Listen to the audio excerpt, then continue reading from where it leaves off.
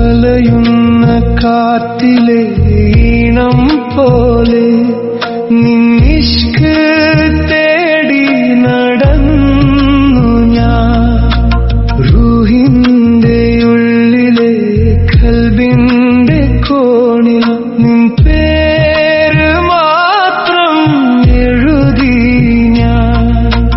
മൗനത്തിൻ പാതയിൽ തനിയെ പോകെ നിന്നോർമതൻ ഗന്ധം തിരഞ്ഞു ഞാൻ. യാ ഇലാഹി അലിയുന്നു ഞാൻ നിന്നിൽ, മൗനാനുരാഗമായി